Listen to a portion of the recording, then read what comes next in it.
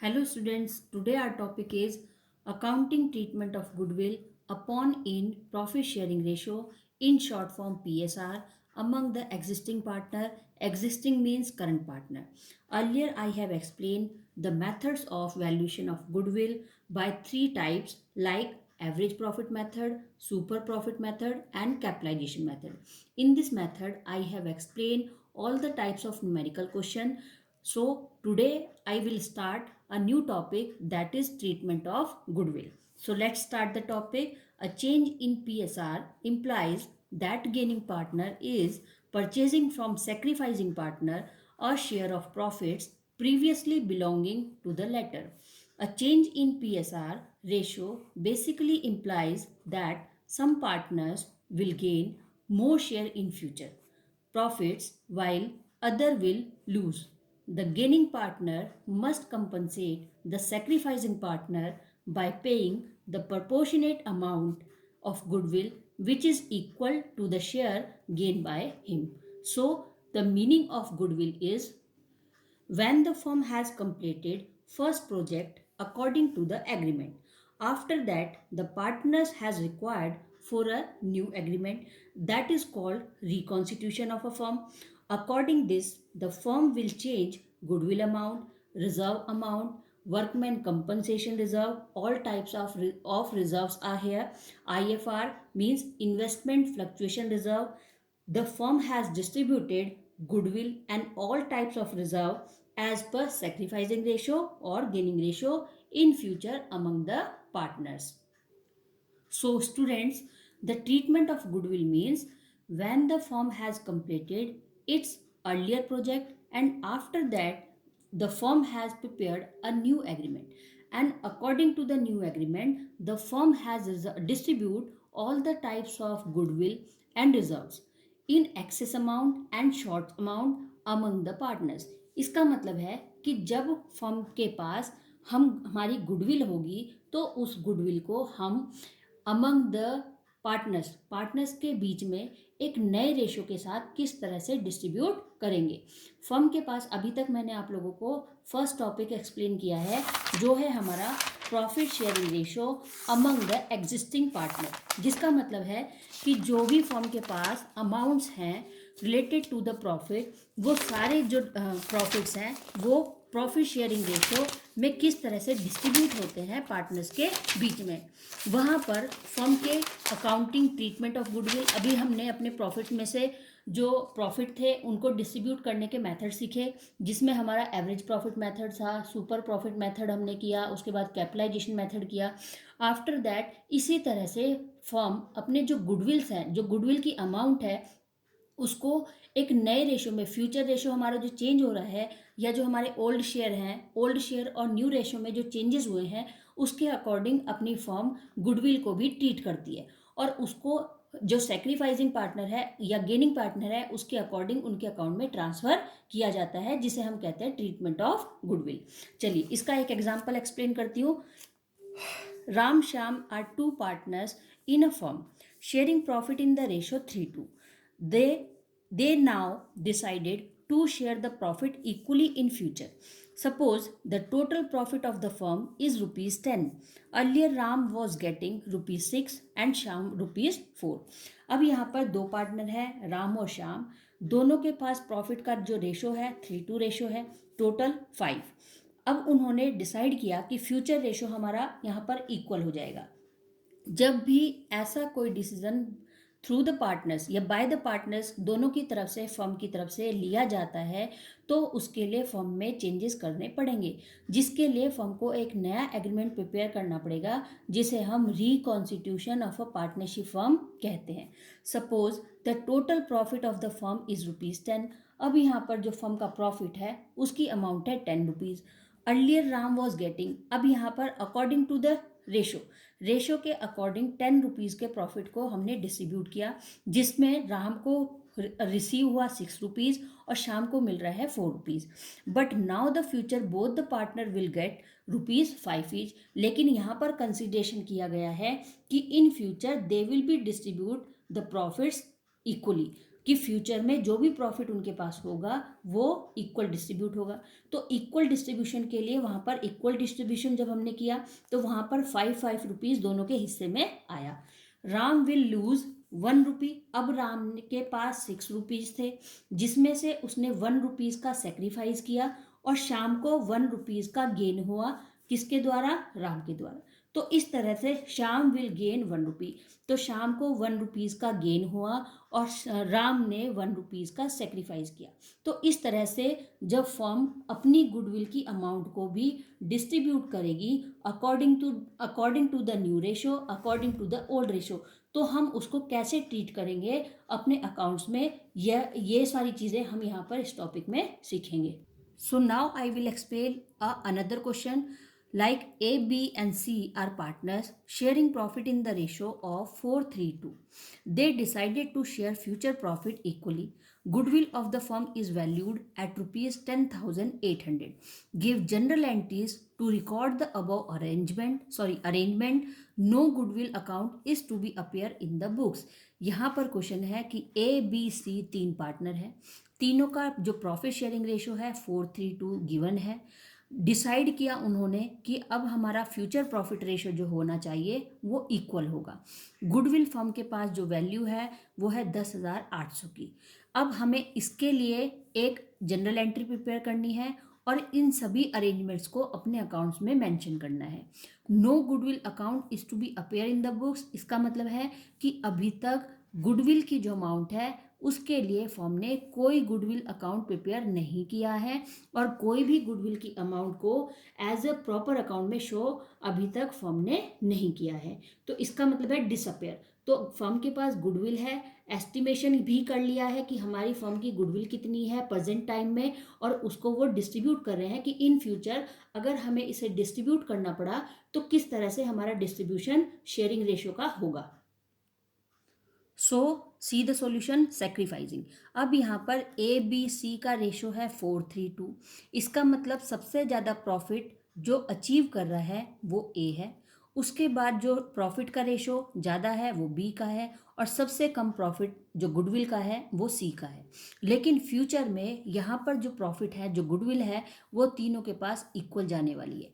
तो यहाँ पर इसका मतलब ए बी सी यहाँ पर कोई कुछ सेक्रीफाइस करेगा और जिसको सबसे कम प्रॉफिट मिल रहा है उसको गेन होगा, उसको फ़ायदा होगा। सो सेक्रीफाइस को कैलकुलेट करने के लिए sacrifice equals to old share minus new share. हमेशा सेक्रीफाइस हम तभी निकालेंगे जब हमारे पास ओल्ड शेयर हमेशा ज़्यादा होगा और न्यू शेयर की अमाउंट कम होगी। ए इक्वल्स टू 4/9। यहाँ पर ए बी सी का हमें रेशो गिवन है 4:3:2 इक्वल्स टू 9। तो यहाँ पर 4 का ओल्ड शेयर है 4/9 माइनस 1/3। 1/3 की 1/3 यहाँ पर तीनों ने डिसाइड किया कि फ्यूचर रेशियो हमारा तीनों का इक्वल होगा, तो इसीलिए यहाँ पर 1/3 को यूज़ करेंगे। अब यहाँ पर इक्वल्स टू 12 - 9/27 3/27। तो इसका मतलब ए ने 3/27 रेशियो का सेक्रीफाइस किया। बी का ओल्ड शेयर है 3/9 माइनस 1/3 इक्वल्स टू 0। इसका मतलब बी ने कोई सेक्रीफाइस या गेन नहीं किया है, इसके रेशो में कोई चेंजेस नहीं आएंगे। सी 2/9 माइनस 1/3 इक्वल्स टू -3/27। यहाँ पर मैंने पहले भी आपको सेक्रीफाइसिंग रेशो के क्वेश्चन कराए थे, जिसमें मैंने आपको बताया था कि जब भी हमारे रेशो माइनस में कन्वर्ट हो जाएंगे तो उसका मतलब गेन होगा। तो यहाँ पर -3/27 का गेन हो रहा है किसको? सी को। तो इसका मतलब ए ने 3/27 का सेक्रीफाइस किया in favour of C. Proportionate share of goodwill to be adjusted 10,800 into 3/27। 10,800 की अमाउंट को हमने 3/27 में डिवाइड किया तो सिंगल अमाउंट 1200 की बनती है। डेट पर्टिकुलर LF डेबिट और क्रेडिट जनरल एंट्री का फॉर्मेट है। सी कैपिटल अकाउंट डेबिट, इसका मतलब सी को गेन हो रहा है तो सी को अमाउंट यहाँ पर मिलेगी 1200 टू ए कैपिटल अकाउंट, और ए के कैपिटल अकाउंट से 1200 क्रेडिट हो जाएगी। Being proportionate share of goodwill adjusted between existing partner. तो इस तरह से जिसके पास रेशो कम था उसको गेन हुआ और जिसके पास रेशो ज़्यादा था उसको सेक्रीफाइस करना पड़ा। एक वर्किंग नोट में और देखते हैं। Earlier goodwill 10,800 divided by old ratio. 9 का रेशो है ओल्ड, टोटल रेशो, तो टोटल रेशो से हमने जब इसको डिवाइड किया तो 1200 की सिंगल यूनिट यहाँ पर प्रिपेयर होती है। रेशो है ओल्ड रेशो 4:3:2, 1200 इंटू 4 रेशो है ए का, तो 4800, इसका मतलब गुडविल किसके पास है, ए रेशो के पास है। 1200 इंटू 3, 3600 की जो गुडविल है वो बी के पास है। 1200 इंटू 2, 2400 की जो गुडविल की अमाउंट है जो मिलनी चाहिए वो सी की है, 2400। अब यहाँ पर टोटल हमारी गुडविल हुई 10,800। इसका मतलब है कि according to the old ratio जो भी गुडविल की अमाउंट थी वो वहाँ पर डिस्ट्रीब्यूट की गई थी according to the ratio 4:3:2, but now they have decide in the future equal. लेकिन अब वो कह रहे हैं कि फ्यूचर में हमारी जो गुडविल एडजस्टमेंट है और हमारे अकाउंट जो प्रिपेयर होने चाहिए उसमें हमें इक्वल गुडविल मिलनी चाहिए। तो यहाँ पर नए रेशो के अकॉर्डिंग न्यू रेशो 3:3:3, तीनों का इक्वल रेशो हो गया। वहाँ पर सेम हमने यहाँ पर डिवाइड किया 10,800 डिवाइडेड बाय 9, 1200 की सिंगल यूनिट, 1200 इंटू 3, 3600, 1200 इंटू 3, 3600, सबके पास सेम अमाउंट आई 3600 की। उसके बाद टोटल 10,800। तो इस तरह से 4800 पुराने रेशो के अकॉर्डिंग ए के पास 4800 था, जिसमें से माइनस हो गया 1200, तो अब उसके पास बचनी चाहिए 3600। बी के रेशो में कोई चेंजेस नहीं आए, पहले भी उसके पास 3600 की गुडविल थी और आज भी फ्यूचर रेशो में उसके अकॉर्डिंग 3600 की गुडविल ही पास की गई है। सी को 2400 की गुडविल मिल रही थी अर्लियर, और आज फ्यूचर में उसको 3600 की गुडविल जो है वो रिसीव होगी, और जहाँ पर ए ने सेक्रीफाइस किया और सी को गेन हुआ। तो इस तरह से अकॉर्डिंग दिस, इस तरह से जो फर्म की गुडविल है या जो अदर रिजर्व्स होंगे उनको हम ओल्ड रेशो और न्यू रेशो के अकॉर्डिंग डिस्ट्रीब्यूट करेंगे हमारे एग्जिस्टिंग पार्टनर्स में, जहां पर वो एक नए एग्रीमेंट के लिए अपेयर कर रहे हैं और कह रहे हैं कि फ्यूचर में हमारे जो भी चेंजेस होंगे उन चेंजेस को हमारे गुडविल में, हमारे रिजर्व्स में भी यूज़ करना है और हमारे जो अकाउंट्स है वो नए एक अमाउंट के साथ प्रिपेयर होंगे। Next question is accounting treatment of reserves and accumulated profit and losses. First, goodwill treatment, की गुडविल को ट्रीटमेंट कैसे देंगे अगर हम न्यू और ओल्ड रेशो और न्यू रेशो के अकॉर्डिंग किस तरह से गुडविल में चेंजेस आएंगे। यहाँ पर इसी से रिलेटेड एक दूसरा टॉपिक है कि किस तरह से फर्म के अगर जमा किए गए रिजर्व्स हैं या प्रॉफिट है या लॉसेज हैं तो वो पार्टनर्स के बीच में किस तरह से डिस्ट्रीब्यूट किए जाते हैं। The reserves and accumulated profit और losses are to be taken care of whenever 3 occurs reconstitution of the firm, कि जब भी रिकॉन्स्टिट्यूशन ऑफ फर्म होगा तो जितने भी रिजर्व, प्रॉफिट्स हैं या लॉसेज हैं उन सबको हमें चेंज करना पड़ेगा अपने सेक्रीफाइसिंग रेशो और गेनिंग रेशो के अकॉर्डिंग। देयर ट्रीटमेंट में बी यूज इन 2 हेड्स, यहाँ पर 2 अकाउंट्स के अकॉर्डिंग हम इनको यूज करेंगे 2 head. First is transfer to partners capital account. अगर फर्म वहाँ पर चाहे तो उन सभी रिजर्व्स को, प्रॉफिट को या लॉस को या गुडविल की अमाउंट को डायरेक्ट पार्टनर्स के कैपिटल अकाउंट में ट्रांसफर कर सकती है। It is to decided to transfer the reserve and accumulated profit to partners capital account when capitals are fluctuating और current account. When capitals are fix it is done in the old profit sharing ratio. लेकिन हमेशा जो भी profit sharing ratio या कोई भी reserve या कोई भी गुडविल होती है, जब हम उसको डिस्ट्रीब्यूट करते हैं अमंग द पार्टनर, वो हमेशा ओल्ड रेशो में ही उनको मिलेगी। ऐसा इसलिए कि ओल्ड रेशो इसका मतलब उनका ज़्यादा था, न्यू रेशो फ्यूचर में उनको कम हो गया, तो जो भी रिजर्व उन्होंने किए इतने ड्यूरिंग पीरियड में, या जो भी रिजर्व उन्होंने किया या जो गुडविल उन्होंने गेन की अपनी फर्म के थ्रू, तो वहाँ पर उनका कंट्रीब्यूशन जिसका जितना था इन फ्यूचर में भी उनको उतना ही रिजर्व उनको मिलता है। अब वो डिपेंड करता है कि वहाँ पर पार्टनर्स के कैपिटल फिक्स कैपिटल अकाउंट है या फ्लक्चुएटिंग कैपिटल अकाउंट है, और वहाँ पर वो कैपिटल अकाउंट से रिलेटेड जो रिजर्व्स हैं या गुडविल है वो उनके अकाउंट में एडजस्ट हो सकते हैं या नहीं। It is depend on their capital account. The following entries are passed for accounting of reserve and accumulated profit in this particular case। तो इस तरह के केस में कि जो भी रिजर्व है या प्रॉफिट है या लॉसेज है वो जब हम पार्टनर्स के अकाउंट में ट्रांसफ़र कर रहे हैं तो हमें वहाँ पर किस तरह की जनरल एंट्रीज को प्रिपेयर करना पड़ेगा। So these type of journal entry we will be passed when we have to accumulated reserves and losses. Transfer of reserve and accumulated profit, reserve account debit, क्योंकि ये रिजर्व आपके पास debit में है. Profit and loss account credit balance debit. Workman compensation reserve account surplus reserve over actual liability, जो liability से ज़्यादा है, आपके ऊपर लाइबिलिटी है. वर्कमैन कंपनसेशन रिजर्व का मतलब होता है कि जो रिजर्व आपने किसी को कंपनसेशन कंप्लीट करने के एवज में जमा किए हैं, कि अगर कोई भी कंपनसेशन, कोई भी कैजुअलिटी या कोई भी मिस हैपनिंग इन फ्यूचर किसी के साथ मैनेजमेंट में होती है, तो वहाँ पर फर्म को उसका कंपनसेशन पूरा करना पड़ता है, जिसके लिए फर्म लगातार कुछ ना कुछ रिजर्व अपने लिए करती रहती है उन एम्प्लॉय को पे करने के लिए. उसे हम workman compensation in short form WCR कहते हैं. तो जो कोई भी रिजर्व फर्म के पास होंगे तो वो सभी रिजर्व उसके हमेशा डेबिट साइड में लिखे जाएंगे. इसका मतलब है कि वो सारे रिजर्व उसके डेबिट में है. Investment fluctuation reserve in short form IFR. Surplus reserve और डिफरेंस बिटवीन मार्केट और बुक वैल्यू, कि यहाँ पर डिफरेंस सरप्लस बढ़ कर के है, कम है या ज़्यादा है, और जो डिफरेंस होंगे मार्केट वैल्यू और करंट वैल्यू या बुक वैल्यू के बीच में, वो भी यहाँ पर क्लियर होंगे. टू ओल्ड पार्टनर्स कैपिटल और करंट अकाउंट बीइंग, जो सारे रिजर्व हमारे पास यहाँ पर सपोज थे, रिजर्व अकाउंट में 1 lakh rupees, profit loss credit balance 1 lakh rupees, WCR 1 lakh rupees. तो इस तरह से सपोज हमारे पास जो रिजर्व है वो 4 लाख रुपीज़ है. To old partners capital account, तो यहाँ पर 4 लाख रुपीज़ हमारे सारे ओल्ड पार्टनर्स के अकाउंट में क्रेडिट हो जाएंगे.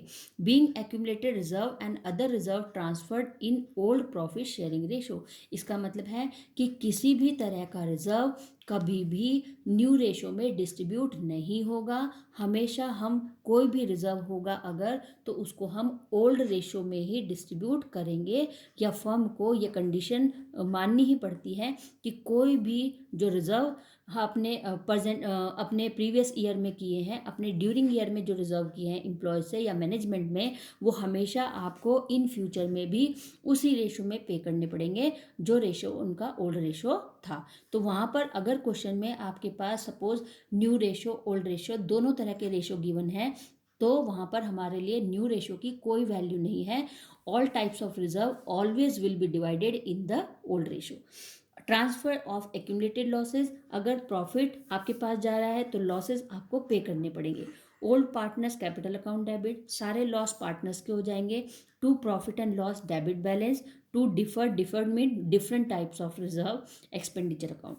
Being accumulated losses transferred in old profit sharing ratio, दोनों ही जनरल एंट्री में according to the profit according to the loss. यहाँ पर बार बार बताया जा रहा है कि जो भी डिस्ट्रीब्यूशन फ्यूचर में अगर हो रहा है related to the reserve as a profit, related to the reserve as losses, तो वो हमेशा आपका ओल्ड प्रॉफिट शेयरिंग रेशो में ही होगा.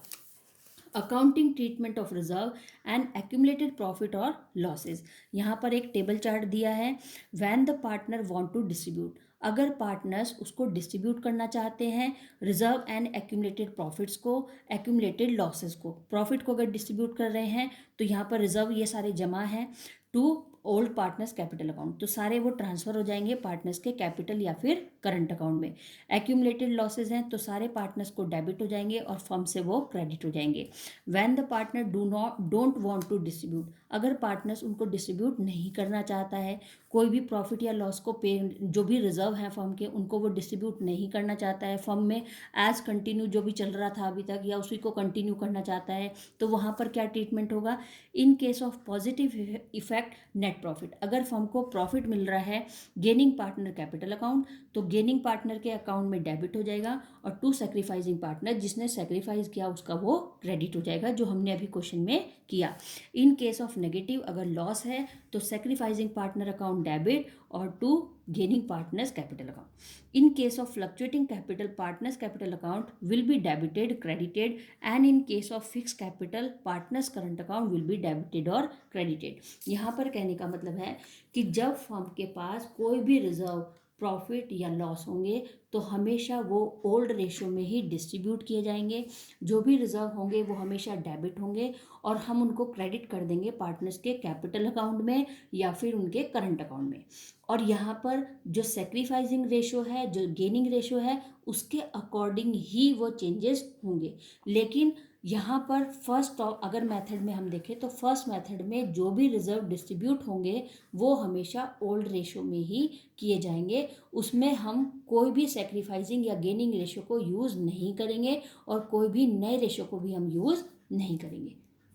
So I have solved a numerical question related to the transfer of accumulated losses कि firm के पास losses हैं और उनको वो किस तरह से डिस्ट्रीब्यूट करता है। Suppose a question is Ram and Shyam are partner in the ratio of 3:2. They decided to share future profit equally. On the date of change in the PSR profit sharing ratio, the profit and loss account show a debit balance of rupees 20,000 and a general reserve account of rupees 5,000 past the journal entry. यहाँ पर question में दो partner है, राम और श्याम, दोनों का ratio है 3:2. अब उन्होंने डिसाइड किया कि फ्यूचर में हमारा जो प्रॉफिट शेयरिंग रेशियो होगा वो इक्वल होगा ऑन दैट डेट. अब जब यहाँ पर चेंजेस होंगे उनके प्रॉफिट शेयरिंग रेशियो में, तो फर्म कह रही है कि प्रॉफिट और लॉस जो अकाउंट है वो शो कर रहा है कि डेबिट बैलेंस है 20,000 का. प्रॉफिट लॉस अकाउंट में हमेशा जब डेबिट साइड में बैलेंस दिखाएगा तो वो हमारा नेट प्रॉफिट होता है. इसका मतलब वो नेट प्रॉफिट पार्टनर्स में डिस्ट्रीब्यूट हो जाएगा. जनरल रिजर्व है इसी तरह से 5,000 का. तो यहाँ पर अब ये सभी अमाउंट पार्टनर्स को किस तरह से डिस्ट्रीब्यूट की जाएंगी. Ram capital account debit 12,000. यहाँ पर जो 20,000 का प्रॉफिट है उसको हमने डिस्ट्रीब्यूट किया इन द रेशियो 3:2. हमने तीन को 3:2 के रेशियो से हमने डिस्ट्रीब्यूट किया. फर्स्ट 20,000 के उनके टोटल रेशियो 3:2 का रेशियो है, टोटल 5 से डिवाइड किया तो यहाँ पर 4,000 की एक पर यूनिट बनी. पर यूनिट 4,000 इंटू 3 तो 12,000 का यहाँ पर प्रॉफिट ए को मिला, 8,000 का प्रॉफिट बी को मिल रहा है. अब यहाँ पर इसने कहा कि तो हमारी जनरल एंट्री प्रिपेयर हुई. Ram capital account debit 12,000, Shyam capital account debit 8,000 to profit loss account 20,000. Being undistributed loss transferred to existing partner capital account in their old ratio 3:2. कि जो भी फर्म को ऊपर मेरे थोड़ा गलत हो गया कि जो भी यहाँ पर फर्म को लॉस हो रहा है उसको उसने अनडिस्ट्रीब्यूटेड लॉसेस की, ऐसे जो लॉस थे जो डिस्ट्रीब्यूट नहीं हुए थे फर्म के थ्रू, अब वहाँ पर फर्म ने उनको करंट पार्टनर्स को डिस्ट्रीब्यूट किया है और ट्रांसफ़र कर दिया है उनके कैपिटल अकाउंट में. तो इसी तरह से राम के अकाउंट में 12,000 का लॉस पहुंचा, श्याम को कैपिटल अकाउंट में 8,000 to PL account. Next entry is general reserve account debit 5,000 to Ram capital account 3,000 to Shyam capital account 2,000. यहाँ पर जनरल रिजर्व जो है वो प्रॉफिट है जो रिजर्व फर्म ने किए हैं वो डिस्ट्रीब्यूट कर रही है फर्म. तो जनरल रिजर्व में जमा थे 5,000 रुपये जो राम को कैपिटल अकाउंट में क्रेडिट कर दिए गए 3,000 और श्याम के कैपिटल अकाउंट में ट्रांसफर किए गए 2,000. Being general reserve transfer to existing partners capital account in the old ratio 3:2. अब यहाँ पर क्वेश्चन में एक ध्यान देने वाली बात है कि जब क्वेश्चन में हमारे पास ओल्ड रेशो 3:2 भी गिवन है और फ्यूचर रेशो इक्वल भी बताया जा रहा है, लेकिन जो भी प्रॉफिट या लॉस फर्म को हो रहे हैं ड्यूरिंग द ईयर वो हमेशा उसको ओल्ड रेशो में ही डिस्ट्रीब्यूट किए जाएंगे. वहाँ पर हम उसके जो फ्यूचर रेशो है उसको हमेशा अवॉइड करेंगे और उसको हम यूज़ नहीं करेंगे. Next question is no transfer to partners capital account. यहाँ पर जो ट्रांसफ़र है जनरल रिजर्व या कोई भी पेमेंट्स के वो पार्टनर्स के कैपिटल अकाउंट में नहीं किए जा रहे. A and B sharing profit in the ratio of 2:1 decide to share future profit in equal proportion. Suppose reserves appearing in the balance sheet amount to ₹30,000 and partners do not want to distribute them. In this question, A and B are two partners and their ratio is 2:2. 2:1. Decide to share future profit in equal proportion. Suppose reserve appearing in the balance sheet amount to ₹30,000 and partners do not want to distribute them. In such case, in the old arrangement, यहाँ पर question में ए और B दो partner हैं, दोनों का ratio given है 2:1. अब उन्होंने वहाँ पर डिसाइड किया कि इन फ्यूचर हमारा रेशियो इक्वल हो जाएगा. सपोज रिजर्व अपीयरिंग कि यहाँ पर रिजर्व किए गए हैं कुछ और जो बैलेंस शीट में शो कर रहे हैं 30,000 rupees and partners do not want to distribute them. लेकिन जो फॉर्म है उसका जो रिकॉन्स्टिट्यूशन जो उसका एग्रीमेंट था वो सपोज कंप्लीट हो चुका है, और फॉर्म के जो पार्टनर्स हैं वो चाहते हैं कि हमारा जो रिजर्व है वो किसी भी पार्टनर के अकाउंट में डिस्ट्रीब्यूट ना किया जाए, और उसको हम ऐसे ही कंटिन्यू रिजर्व करते रहें फ्यूचर के लिए भी। इसका मतलब है कि जो जनरल रिजर्व किए गए हैं फर्म की तरफ से, पार्टनर्स की तरफ से फर्म में रिजर्व में, वहाँ पर अभी वो डिस्ट्रीब्यूट ना किए जाए और उनको सेम जनरल रिजर्व में कंटिन्यू रखा जाए आने वाले फ्यूचर टाइम तक। In such case in the old arrangement A is entitled to ₹20,000 and ₹10,000। लेकिन हमेशा अगर वो रिजर्व डिस्ट्रीब्यूट भी नहीं होंगे तब भी वहाँ पर हमेशा एक अजम्पशन रखनी पड़ेगी फर्म को कि जैसे ही यहाँ पर कंसिडरेशन पूरा हो जाएगा, फर्म किसी रिजर्व को डिस्ट्रीब्यूट करने के लिए रिक्वायर्ड करने लगेंगे, तो वहाँ पर उनके अकाउंट में कितने अमाउंट की जो रिजर्व है या जो गुडविल है वो कितनी डिस्ट्रीब्यूट की जाएगी या ट्रांसफ़र की जाएगी। इसलिए हमेशा फर्म इस तरह की जो अरेंजमेंट्स है उनको कंप्लीट करती है ऑफ सच रिजर्व। तो यहाँ पर कह रहे कि according to the old arrangement, according to the old ratio, की ओल्ड रेशो के अकॉर्डिंग अगर वो रिजर्व इन फ्यूचर या प्रेजेंट में डिस्ट्रीब्यूट होगा तो वहाँ पर ए को 20,000 मिलेंगे और बी को 10,000 के अमाउंट जो है वो रिजर्व की डिस्ट्रीब्यूट होगी। But in future after the change in PSR each partner would be entitled to ₹15,000 of such reserve. लेकिन इन फ्यूचर अब वहाँ पर डिमांड की जा रही है कि हमारा रेशो इक्वल हो जाएगा, तो अगर ऐसा होगा तो वहाँ पर 15,000 की अमाउंट दोनों के रिजर्व में ट्रांसफ़र कर दी जाएगी। इसका मतलब है कि जब ऐसा अरेंजमेंट होगा तो फर्म एक नया एग्रीमेंट प्रिपेयर करेगी और वहाँ पर रिजर्व को एक नए रेशो के साथ और एक नए चेंजेस के साथ डेबिट करेगी। General reserve account debit 20,000 to A capital account 20,000 to B capital account 10,000 according to the old ratio. But according to the new ratio, the general entry will be passed. General reserve account debit 20,000 to A partners capital account 15,000 and to B partners capital account 15,000। तो इस तरह से वहाँ पर दो general entry prepare होंगी, एक old ratio के लिए और एक न्यू रेशियो के लिए। Hence B must compensate A to the extent of ₹5,000। लेकिन ओल्ड रेशो के अकॉर्डिंग वहाँ पर जो बी ए है उसको 20,000 की जनरल रिजर्व मिल रही है, बी को 10,000 का रिजर्व मिल रहा है, और फ्यूचर में दोनों को 15-15 हज़ार रुपये का रिजर्व मिलना चाहिए, तो जिसके लिए बी को 5,000 रुपये का कंपनसेट होगा और वो ए की तरफ से पूरा किया जाएगा। This amount is proportionate to the 1/6 the share gain by him, और जिसको सेक्रीफाइस करेगा ए पार्टनर और गेन होगा बी को। और एक नई जनरल एंट्री प्रिपेयर करनी पड़ेगी, B capital account debit 5,000 to A capital account 5,000 being proportionate share of reserve adjusted between existing partners. So students, today I have explained the meaning of treatment of goodwill, general reserve, accumulated profit or loss and WCR। यहाँ पर हमने एक चीज़ सीखी, मैंने आप लोगों को आज एक चीज़ बताई है कि जब फर्म के पास गुडविल है और फर्म एक नए रिकॉन्स्टिट्यूशन को अप्लाई कर रही है, एक नया एग्रीमेंट अपेयर कर रही है, तो वहाँ पर फर्म में जो चेंजेस आ रहे हैं हमारे प्रॉफिट शेयरिंग रेशो के अकॉर्डिंग, तो वहाँ पर गुडविल या कोई भी रिजर्व या कोई भी प्रॉफिट या लॉस को हम किस तरह से डिस्ट्रीब्यूट करेंगे पार्टनर्स के बीच में या फिर पार्टनर्स के कैपिटल अकाउंट में, इन्हीं सब चीज़ों को हम ट्रीटमेंट ऑफ गुडविल कहते हैं। तो ट्रीटमेंट ऑफ गुडविल का मतलब है कि जब एक पार्टनर्स के अकाउंट में गुडविल की अगर एक नए रेशो के अकॉर्डिंग किसी के अकाउंट में ज़्यादा पैसे हैं या कम पैसे हैं तो वहाँ पर सेक्रीफाइस और गेन रेशो का यूज़ होगा। उसके बाद लेकिन जो भी रिजर्व है, रिजर्व हमेशा, अभी मैंने आपको वीडियो में लास्ट में बताया था कि रिजर्व कोई भी किसी भी तरह का reserve, WCR, IFR, general reserve, किसी भी तरह का रिजर्व अगर होगा फर्म के पास, वो हमेशा ओल्ड रेशो में ही डिस्ट्रीब्यूट किया जाएगा। वहाँ पर हम अगर क्वेश्चन में न्यू रेशो गिवन है तो हम हमेशा उसको अवॉइड करेंगे और हमेशा किसी भी तरह के रिजर्व को हम ओल्ड रेशो में ही डिस्ट्रीब्यूट करेंगे।